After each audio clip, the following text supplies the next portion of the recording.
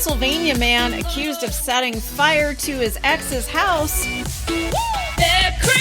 knowing her disabled sister wouldn't be able to get out.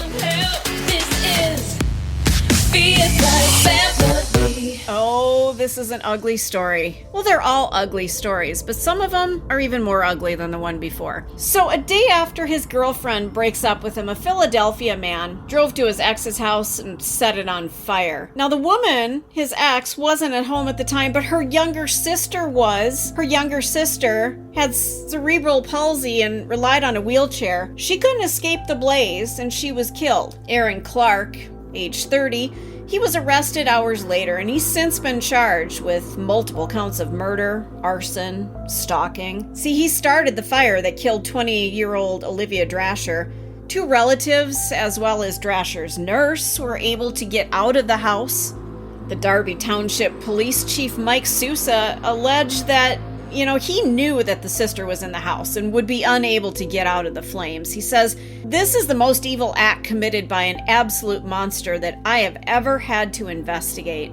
This is all about intimate partner violence taken to the highest degree possible," says the district attorney. Tried to kill 4 people because one of their family members didn't want to be romantically involved anymore. He and his ex-girlfriend worked together at the United States Postal Service, and the woman had filed a complaint against him. Just one day before this fire, she said that he had tried to choke her that morning when she said that she was ending the relationship. Well, a day before the fire, this idiot decided to send multiple menacing texts to the woman. He also threatened to post explicit photos of her on social media, allegedly texting, "Pick up before I do something crazy. Hope you don't miss the show."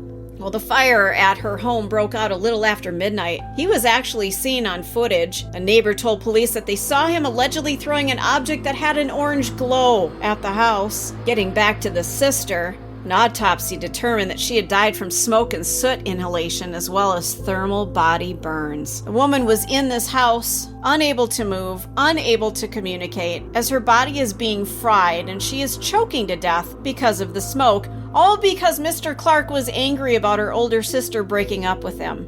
Well, the story gets even worse. The suspect continued to send threatening texts to his ex after he was arrested. See, while in the holding cell, Mr. Clark decided to text his ex-girlfriend from an Apple Watch that he hid inside his ass.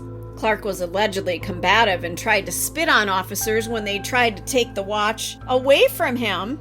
So, I've got an Apple Watch on my wrist right now.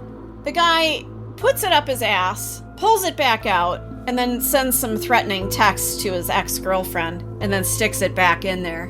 Do you think that's covered under warranty? The guy is disgusting, sick. In an interview with CBS, Drasher's great aunt said that they all had concerns about Clark when they met him. He had a sinister smile and something didn't seem right about him. Clark remains in custody and was reportedly denied bail, and it's unclear if he's even retained an attorney at this point.